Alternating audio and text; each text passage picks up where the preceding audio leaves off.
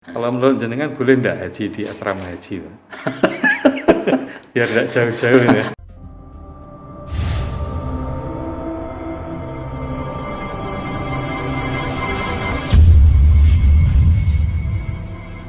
Assalamualaikum warahmatullahi wabarakatuh. Waalaikumsalam warahmatullahi wabarakatuh. Alhamdulillah, syukurillah, salatu wassalamu ala rasulillah wa ala alihi wa sahbihi wa ma'alah. Rabbi shrah li sadri wa yassir li amri wa hlul 'uqdatam min lisani yafqahu qawli.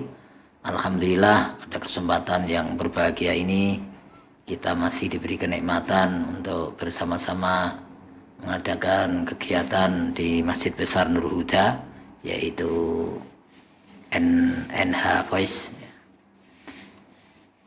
Semoga kegiatan ini memberikan manfaat bagi kita semua, kaum muslimin muslimat pada umumnya. Yang kedua kalinya salawat salam baginda Rasul, Allahumma sholli ala Muhammad. Allahumma sholli wa sallim. Yang selanjutnya, alhamdulillah pada kesempatan ini kita mendapatkan tamu istimewa, yaitu Bapak Haji Afif Fauzi selaku Kepala Kemenak Kabupaten Nganjuk. Selamat datang di Masjid Besar Nurul Huda, Pak Kemenak. Ya. Terima kasih. Sehat ya Pak Kemenak ya. Alhamdulillah sehat walafiat. Alhamdulillah. Semoga panjenengan juga demikian. Amin amin ya rabbal alamin. Terima kasih sekali pada kesempatan ini menyempatkan waktu yang sesibuk-sibuknya beliau untuk mengurus sewilayah Kabupaten Nganjuk datang di masjid kita kebesaran, yaitu Masjid Nurul Huda. Semoga kehadiran beliau nanti memberikan pencerahan terhadap umat ya. Amin ya rabbal alamin. Perlu saya sampaikan Pak Kepala Kemenak bahwa Masjid Nurul Huda ini ada giat itu NH Voice ya. Ini untuk memberikan edukasi kepada masyarakat bahwa masjid ini tidak hanya untuk sholat saja. Jadi ada nilai dakwah, karena sholat itu mengandung dakwah juga karena diawali dengan azan kan. Ya. Azan itu kan dakwah juga, mengajak orang supaya masuk masjid untuk sholat. Nah ini dakwah ini bisa lewat podcast ini, itu teman-teman ada kreasi NH sebenarnya Nurul Huda itu. Nurul Huda bicara. Ya. Ini ingin kita bicarakan lebih lanjut dakwah-dakwah, tidak hanya lewat toa saja Pak Haji ya. Sebab kalau lewat toa aja itu kadang-kadang ada kurang yang efektif juga. Kurang efektif, ada yang malah ada yang merasa terganggu juga. Toanya waduh luar biasa kerasnya, tapi yang di masjid nggak ada.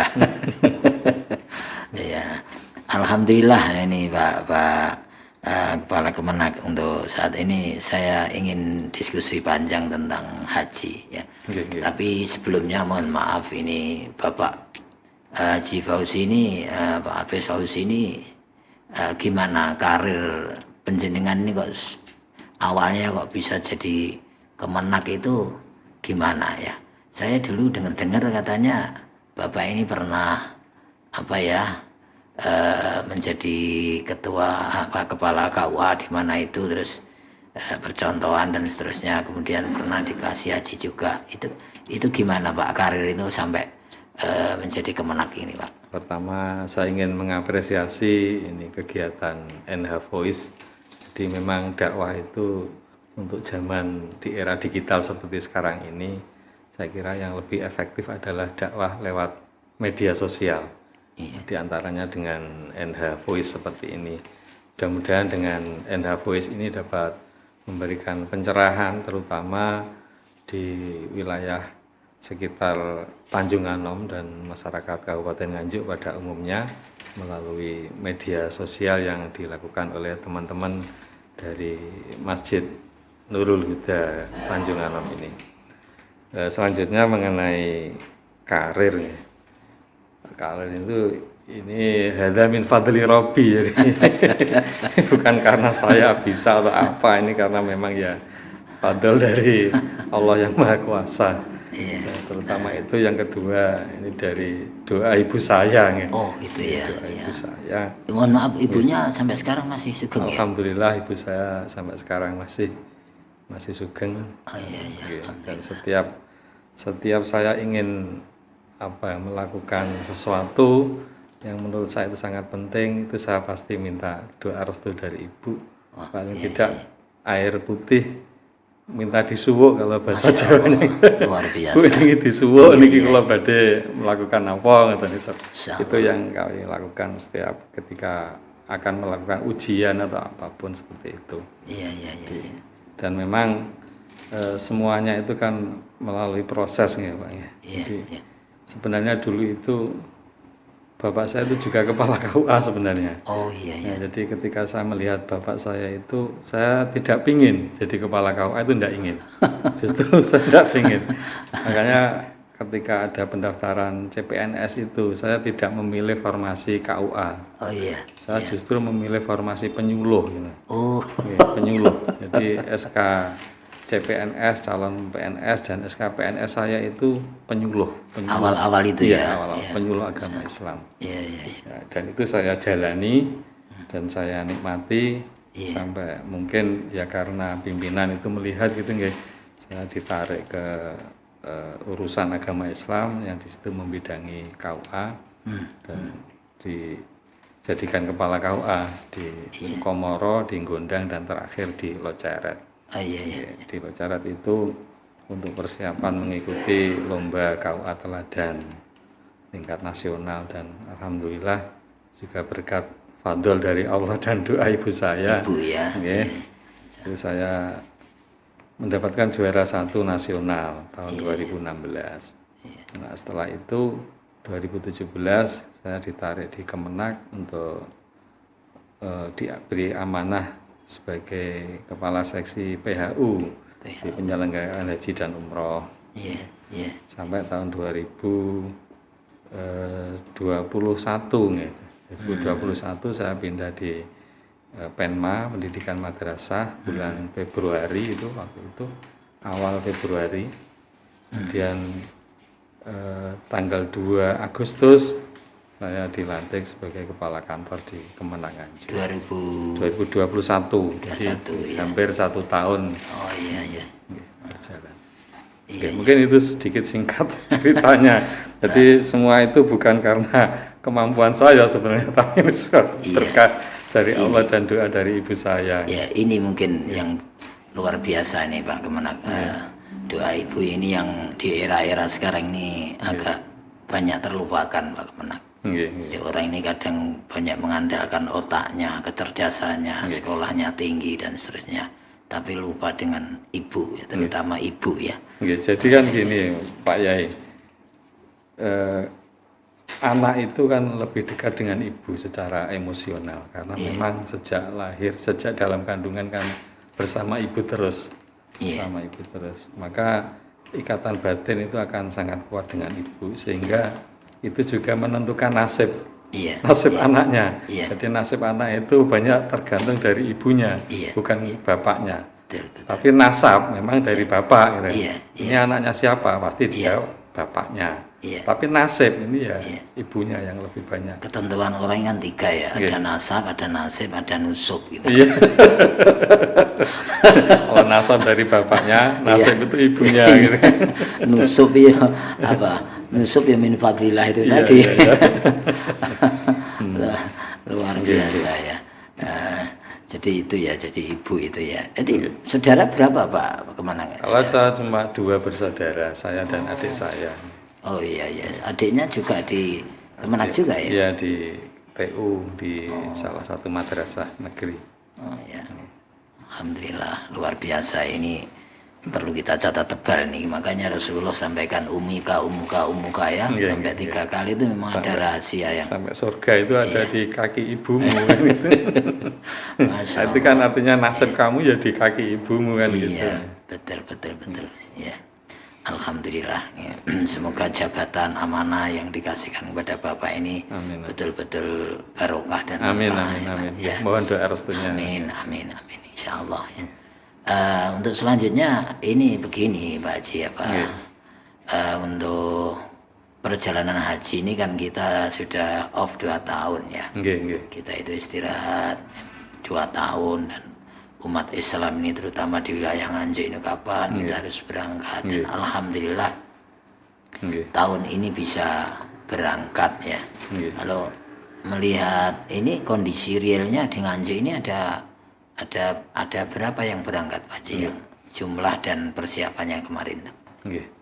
Jadi begini Pak Yai, tahun 2020 sebenarnya jamaah kita itu sudah siap berangkat. Iya. Di paspor itu sudah jadi semua dan semua sudah melunasi. Oh iya. Jadi, termasuk saya sebenarnya.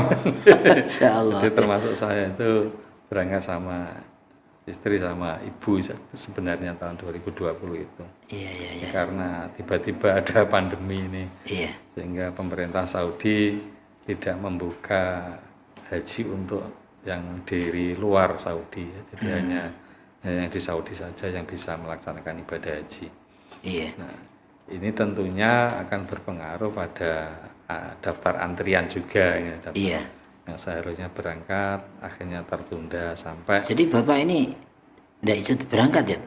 Itu ke cancel juga ya? Iya, termasuk yang tercancel. Sama istri sama ibu istri, ya? Betul. Masya Allah. Ya. Jadi kalau ada orang yang menanyakan mengeluh karena tercancel, saya itu termasuk orang yang tercancel juga. Yang punya rumah aja tercancel. Iya. Jadi ada hikmahnya juga Pak Yai. Ketika saya itu tidak jadi berangkat itu kan ada alasan untuk menyampaikan. Tetapi ketika saya ikut berangkat itu kan praduga orang itu kan bener aja kepolone kan seperti itu. Iya. Insyaallah. Karena memang porsi saya itu ketika berangkat 2020 itu memang di bawah gitu loh. Jadi tidak ikut karena yang berangkat kan hanya 40% lah dari jumlah total haji yang ada. Jadi sebenarnya 2020 itu ada 600-an jamaah haji dari Kabupaten Nganjuk yang sudah siap berangkat. Akhirnya karena ada kebijakan dari Saudi, maka kita tidak bisa memberangkatkan. Jadi tahun 2022 ini baru dibuka oleh pemerintah kerajaan Saudi dan itu pun masih belum 100%. Kalau Pak Kaji sama keluarga ini tercancelnya itu karena urutannya itu apa karena umurnya? Karena urutan, jadi urutan, urutan porsi. Jadi haji itu prinsipnya daftar duluan, berangkat duluan. Oh gitu. Ya, prinsipnya itu. Daftar duluan, berangkat duluan sesuai dengan urutannya. Tidak peduli siapapun, ketika urutannya di bawah ya berangkatnya belakangan. Itu sudah betul-betul by system ya. Karena sudah by system aplikasi Cisco Health itu. Itu teknis di Indonesianya. Tetapi ketika pelaksanaan haji karena di luar negeri di Arab Saudi, maka kita juga harus tunduk dan patuh pada regulasi yang di sana. Makanya kita tidak bisa ketika ngeyel misalnya tetap memberangkatkan misalnya. Kalau di sana ditolak kan ya pulang lagi tidak jadi haji. Kecuali kalau hajinya itu boleh di asrama haji Surabaya misalnya, di tanah air sendiri, kita sendiri yang mengatur gitu. Kalau menurut jenengan boleh enggak haji di asrama haji? Biar tidak jauh-jauh ya. Boleh berangkat haji di asrama haji itu baru boleh berangkat haji. Tapi kan kalau saya kok boleh tuh, boleh, cuma tidak sah hajinya. Oke, ini ada fikih terbaru ini. Boleh haji tapi hajinya tidak sah. Bahkan hijul fuqara wal masakin juga Jumatan aja ya. Tapi gini Pak Kemenang, mohon maaf untuk mengupdate info ini yang sekarang saudara-saudara kita sedang di Mekah. Ini gimana info terakhir ini untuk hari ini, saudara-saudara kita? Mungkin saya ulangi lagi yang tadi biar informasi juga menyebar kepada seluruh masyarakat. Jadi kebijakan pembatasan usia itu juga bukan pemerintah Republik Indonesia yang membuat, tapi itu adalah regulasi dari Saudi Arabia. Jadi memang kerajaan Saudi itu membatasi usia dalam masa pandemi ini. Yang usianya 65 ke atas itu tidak boleh berangkat, sehingga kita pun juga harus menyesuaikan dengan regulasi sana.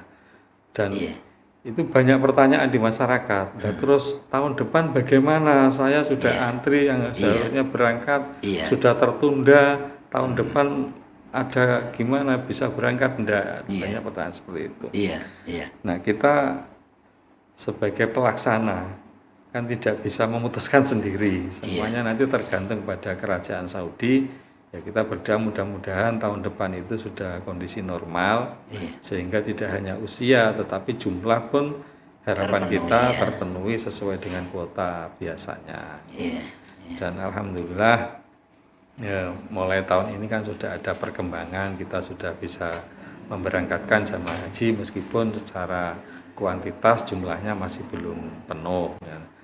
Paling tidak itu sudah mengurangi antrian. Iya. Mengurangi antrian. Ini saya dapat info, mohon maaf, Pak Haji, katanya akhir di injury time itu ada tambahan kuota, itu apa betul untuk Indonesia? Tapi kemudian tidak diterima ya karena persiapan yang kurang matang gitu. Betul ya itu? Jadi begini, pelaksanaan haji itu kan karena di luar negeri itu, jadi persiapannya itu kan harus matang. Jadi mulai dari mungkin dari tanah air ya, dari tanah air itu penerbangannya, kontrak dengan penerbangannya, itu kan harus fix jam berapa sampai detail seperti itu kan penerbangan. Kemudian di sananya, cateringnya, hotelnya itu banyak sekali yang harus dilakukan. Jangan-jangan nanti penerbangannya naik, hotelnya naik dalam waktu yang sesingkat itu kan tidak mungkin, karena kita menentukan harga itu juga melalui persetujuan dengan DPR RI, tidak bisa Kementerian Agama sendiri menentukan, tidak bisa. Jadi biaya haji itu ketika kita Kementerian Agama melakukan survei bersama-sama dengan anggota DPR, dengan BPK, itu dengan Inspektorat Jenderal, nanti akan ketemu nilainya sekian. Nah, setelah ketemu nilainya sekian itu nanti akan dibahas di dalam rapat komisi di DPR. Nanti disetujui enggak? Kalau disetujui itu uangnya dari mana? Dari jamaah atau sebagian dari BPKH seperti itu panjang cerita. Sehingga ketika ada penambahan kuota yang hanya 10 hari, 10 hari dari pemberangkatan terakhir itu tidak mungkin, sangat tidak mungkin untuk menyelesaikan administrasi dan yang lain-lain itu tadi. Jadi Pak Haji, sampai hari ini ya antrian khusus di Nganjuk ini sudah banyak ya, sampai berapa tahun Pak Haji ya, sampai ini dihitung ya? Kalau daftar sekarang insya Allah antriannya 34 tahun. 34 tahun yang akan datang baru berangkat. Cuma begini, kalau haji itu menurut kami yang penting itu kita ada niatan untuk ingin melaksanakan dan daftar ya. Dan dibuktikan dengan daftar itu. Karena manusia itu kan katanya selama hidup itu dipanggil hanya 3 kali oleh Allah. Pertama dipanggil untuk sholat, melalui azan tadi, sholat. Yang kedua panggilan haji. Ke tanah suci, panggilan haji. Yang ketiga panggil kembali ke rahmatullah, kembali ke alam kubur. Jadi kalau kita misalnya haji, paling tidak jangan pesimis dengan antrian yang begitu panjang. Yang penting itu ada niatan untuk berangkat haji, dibuktikan dengan daftar. Masalah berangkatnya nanti kan itu sudah urusan bukan urusan kita, urusan Allah lah paling karena kita tidak tahu, karena setiap hari itu secara statistik orang yang daftar haji itu se-Indonesia setiap hari itu ada yang meninggal dunia. Setiap hari.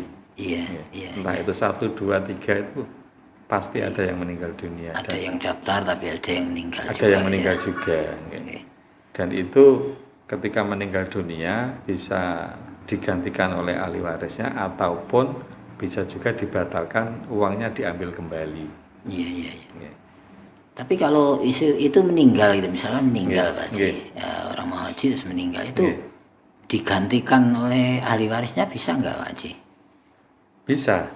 Oh bisa. Jadi bisa. Sebelum yang bersangkutan berangkat haji maksudnya, itu bisa digantikan. Oh gitu ya. Jadi misalnya tahun 2020 ini berangkat, tetapi tercancel seperti saya. Kemudian ada jamaah itu yang meninggal dunia. Nah, itu digantikan oleh anaknya bisa. Ahli waris selaku ahli warisnya. Iya, iya. Jadi nanti nomor porsinya, nomor antriannya itu Tapi syaratnya anaknya itu sudah daftar juga ya? enggak daftar. Oh, enggak. Iya, baru sama sekali. Oh, bisa ya. Bisa, sekarang aturannya bisa. Dan tidak hanya meninggal dunia, sakit yang permanen itu juga bisa digantikan. Misalnya sakit yang sudah tidak bisa diharapkan kesembuhannya, Iya, iya. itu menurut observasi dari dokter lah, pemeriksaan dokter, Iya. dinyatakan sakit permanen, itu nanti juga bisa digantikan oleh anaknya. Terus ini begini Pak Kemenag, untuk karena kondisi ini kan kondisi masih darurat ya, Iya. masih ada COVID itu kan ada new normal ya. Iya. Di sana ini aturan yang bagus sampai hari ini gimana? Apa masih prokes atau gimana? Yang berbeda dengan aturan-aturan normal apa saja hari ini di sana? Kalau di sana sesuai dengan laporan yang kita terima itu sudah normal. Sudah normal. Cuma pemberangkatan saja yang di sininya itu yang kemarin kita juga masih menerapkan prokes, seperti sebelum berangkat harus di PCR dulu. Iya. Di yang pertama kemarin kan kloter 1 itu dari Tuban.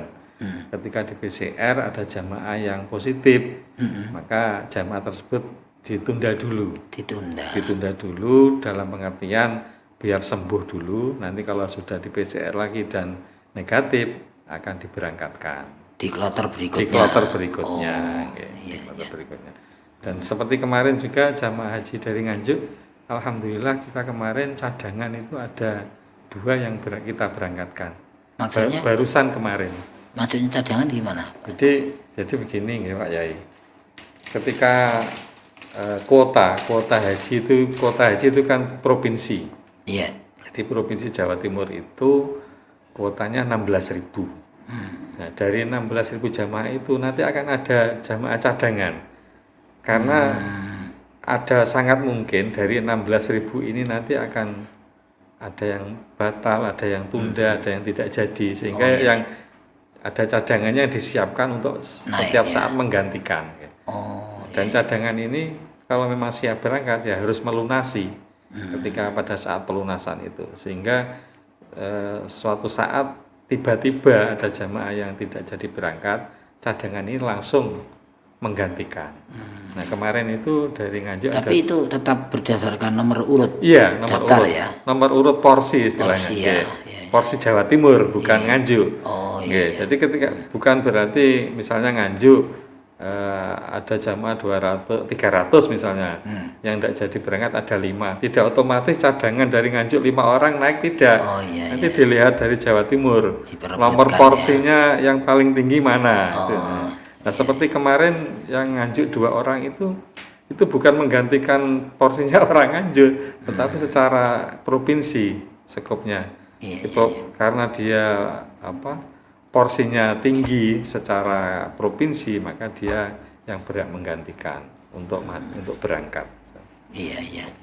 Jadi itu nanti kalau Nganjuk, mohon maaf, daftar sekarang 35 tahun lagi ya. Kalau umur kita sudah 55 ya berarti 90.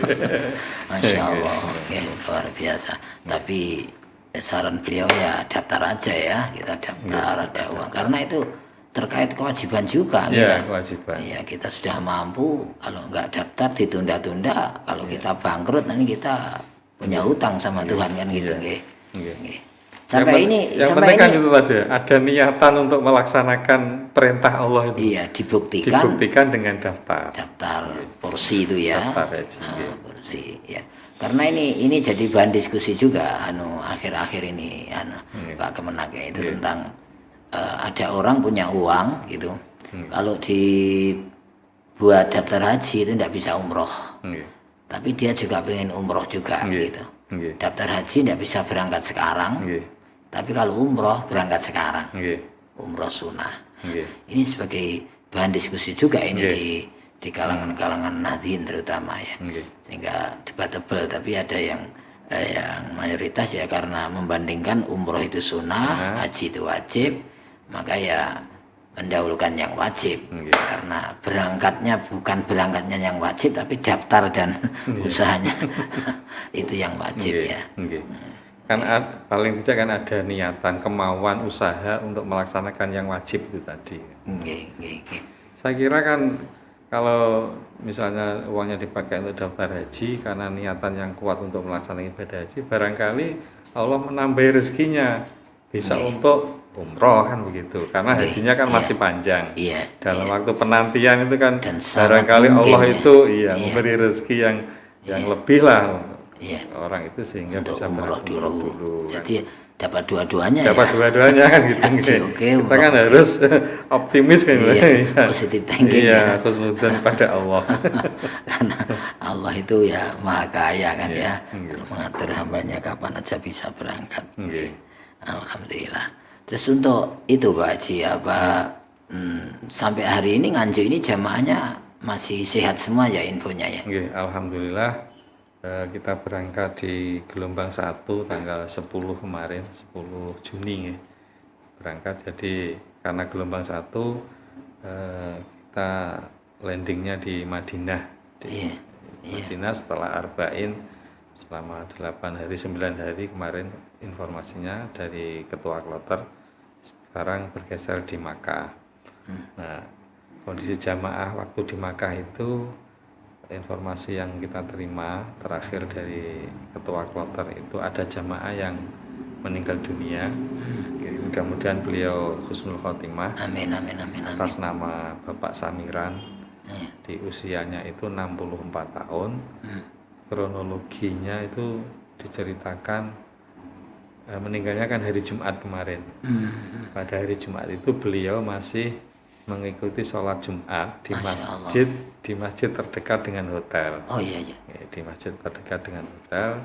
Setelah pulang dari Jumatan, beliau juga melakukan aktivitas seperti biasanya, makan siang dan ngobrol dengan teman-teman.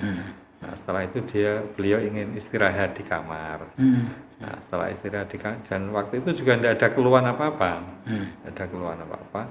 Istirahat di kamar sampai waktunya sholat asar, dibangunkan sama teman sekamarnya. Gitu. Ternyata beliau sudah wafat.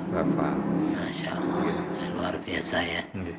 Dan jamaah yang seperti itu karena memang belum melaksanakan haji gitu. Karena haji kan masih tanggal 9 nanti, 9 Dzulhijjah. Itu oleh pemerintah dibadalkan oleh petugas haji. Jadi tetap dihajikan. Tetap dihajikan oleh pemerintah. Iya. Dan nanti setelah selesai ini akan diurus asuransinya. Jadi jamaah haji Indonesia itu semua diasuransikan, Pak Yai. Jadi setelah pulang nanti akan dapat santunan juga dari asuransi. Oh iya. Ya yang lain-lain sehat ya Pak Haji ya. Ya alhamdulillah yang lain-lain sehat. Yang satu itu meninggal ya. Yang satu itu. Dari mana itu Pak Haji? Dari Kecamatan Nganjuk, Kelurahan Bogo. Jadi dekat rumah sakit rumahnya. Ya. Oke. Kalau melihat kronologinya ya bagus ya. Saya tahu betul orangnya karena kan kita sebenarnya kan berangkat bersama beliau juga saya itu. Jadi setiap ada pertemuan calon jamaah haji gitu nggak ya, di Kecamatan Nganjuk, di Puskesmas, terus kebugaran ya kita sama-sama ya. Iya. Sama. Oh, satu kecamatan. Satu kecamatan, ya. Terus kemarin begini Pak Haji, dalam persiapan haji kemarin itu kan agaknya mendadak ya, sehingga manasik yang dilakukan apa betul itu agak diringkas ya, agak dipercepat gitu. Karena waktu apa gimana ya kemarin? Jadi karena memang Saudi, jadi karena Saudi semua nih kan. Saudi itu juga membuka peluang untuk pemberangkatan haji juga sudah mepet, sehingga kita persiapan juga sangat luar biasa nih, sibuknya untuk mempersiapkan keberangkatan itu, sehingga diantaranya adalah pelaksanaan manasik yang memang dari pusat itu biasanya 6 kali, itu hanya 3 kali. Jadi memang dikurangi dari pusat, dari pemerintah pusat.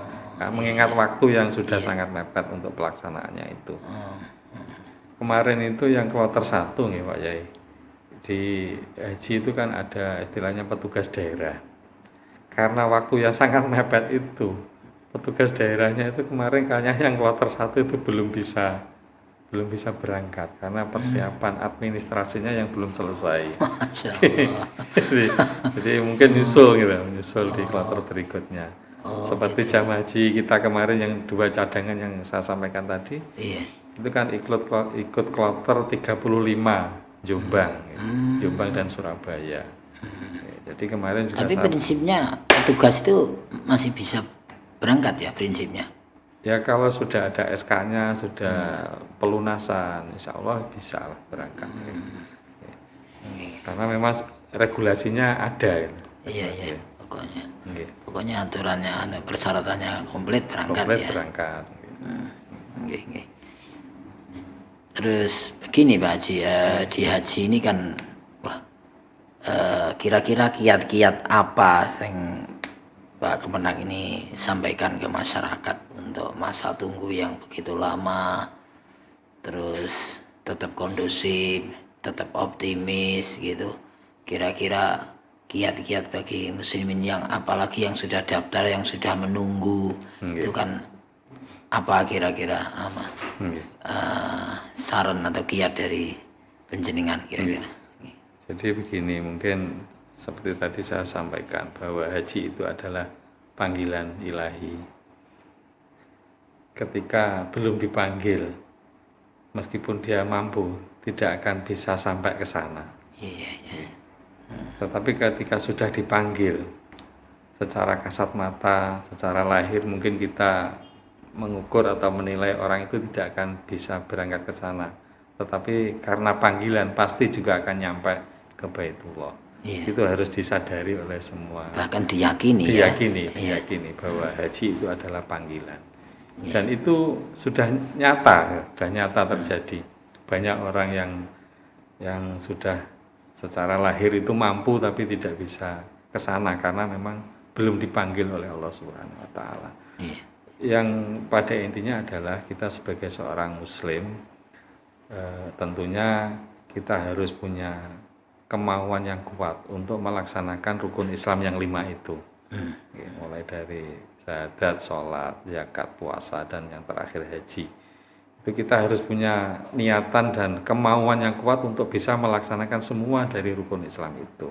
Ketika haji itu kondisinya seperti sekarang ini harus antri, dan antrinya tidak sebentar tapi dalam waktu yang panjang. Yang penting itu niatan dan kemauan itu harus kita wujudkan paling tidak dalam bentuk daftar haji. Masalah berangkat dan tidaknya itu kan sudah, yang penting kita sudah ada niatan yang kuat untuk melaksanakan perintah Allah. Iya. Diwujudkan dengan mendaftarkan haji di Kemenak. Nah, masalah nanti berangkat atau tidaknya kan itu sudah di luar kemampuan kita untuk melaksanakannya. Karena Ya sebenarnya ini enggak beda juga dengan sholat ya Pak ya. Orang yang penting punya kemauan untuk melakukan sholat gitu ya. Iya. Nah, sedangkan kemampuan itu orang bisa beda-beda ya. Kadang-kadang Fatihah juga belum hafal, macam-macam. Jangan karena belum hafal Fatihah terus kita tidak sholat kan begitu ya harus tetap sholat kan. Iya. Jadi dua hal itu ya. Yang pertama meyakini bahwa itu panggilan Allah. Yang kedua adalah kita harus husnudzon kepada Allah tadi. Ya. Gimana kita harus berusaha maksimal. Karena yang dinilai Allah itu kan usahanya itu ya. Iya. Jadi itu juga sering saya sampaikan. Allah itu yang dinilai itu usahanya, bukan hasilnya. Contohnya Nabi Nuh itu kan ya nabi yang mendapatkan gelar ulul azmi. Beliau berdakwah ratusan tahun, tapi hasilnya cuma banyak pengajian muslimat itu kan yang pengikutnya. Tapi Nabi Nuh mendapatkan gelar ulul azmi karena perjuangannya yang dilakukan. Iya, betul. Jadi mungkin kita bisa meniru seperti itulah. Jadi perjuangan kita bagaimana kita bisa menjalankan perintah Allah itu mungkin yang akan mendapatkan nilai tambah di sisi Allah. Bukan hasilnya ya. Bukan hasilnya. Nah, hasilnya kan Allah itu nggak butuh kan hasilnya kan nggak butuh gitu. Tapi bagaimana usaha kita, ikhtiar kita dalam melaksanakan itu yang dinilai. Iya, iya. Iya. Alhamdulillah pada kesempatan ini Bapak Kemenak bisa hadir di Nurul Huda. Nggih, Ya. nggih. Saya mengucapkan ribuan terima kasih atas kehadirannya. Semoga ini memberikan pencerahan kepada masyarakat, sedikit waktu beliau, bahwa pertama kami dapat simpulkan bahwa alhamdulillah tahun ini kita patut bersyukur karena haji sudah dibuka kembali, ya. sekalipun belum semuanya, ya. Dengan harapan nanti tahun-tahun depan bisa lebih banyak lagi kuotanya. Amin, amin, amin. Tapi kalau kita melihat itu Pak Haji, melihat kondisi Mekah yang terus direvisi, terus diluaskan tempatnya, fasilitas terus ditambah, itu saya kok husnudzon nanti di tahun-tahun berikutnya Indonesia ini kan ditambah kuotanya. Ya. Cuma gini Pak Haji, ketika kuota ditambah itu juga menimbulkan persoalan baru juga sebenarnya. Gimana kok bisa begitu? Jadi tahun 2018 itu kan saya pas nderekne jamaah nggih. Jadi mendampingi jamaah ke Tanah Suci itu ada tambahan 10.000 kuota Indonesia. Nah, ternyata waktu di Arafah Mina itu jamaah itu enggak kebagian tempat untuk istirahat. Jadi tidurnya ya di sela-sela antar tenda itu. Jadi mungkin kalau di Mekahnya, Madinahnya enggak masalah karena ada hotel-hotel yang dibangun terus. Tetapi ketika di Mina, di Arafah, wukufnya itu kan nggak bisa, itu kan di tenda-tenda, nggak dibangun hotel-hotel yang bertingkat yang bisa muat banyak orang. Apalagi di Minanya, Mina Jadid pun juga jadi perselisihan pendapat ulama kan. Apakah Mina Jadid itu masuk Mina atau enggak? Perluasan Mina itu. Jadi intinya di situ. Jadi ketika misalnya kalau di sini mungkin kita punya aula yang kapasitasnya 100, kemudian ditambah 150, ya 50 nanti ditempatkan di mana? Seperti itu. Nah, makanya harapan kami nanti bisa pemerintah Arab itu menyediakan tempat, mungkin kalau boleh Mina ditingkat boleh lah. Kalau Minanya dijadikan hotel-hotel itu bisa muat banyak, itu alhamdulillah tidak perlu Mina Jadid. Itu kan bisa itu ditingkat-tingkat gitu. Ya semi permanen atau gimana. Cuma ya itu kan terpulang kepada pemerintah Saudi yang mempersiapkan. Biasanya kalau melihat sana semakin banyak orang haji juga senang juga karena pemasukannya lebih banyak. Alhamdulillah. Saya kira sampai di sini dulu perjumpaan kita Pak Kemenak. Mungkin di waktu lain nanti kita bisa sambung lagi dengan tema yang lain. Siap. Terima kasih atas kehadirannya di masjid ini. Semoga ini menjadi termasuk sarana kita untuk memakmurkan masjid, masjid kita Nurul Huda ini. Terima kasih. Assalamualaikum warahmatullahi wabarakatuh. Waalaikumsalam warahmatullahi wabarakatuh.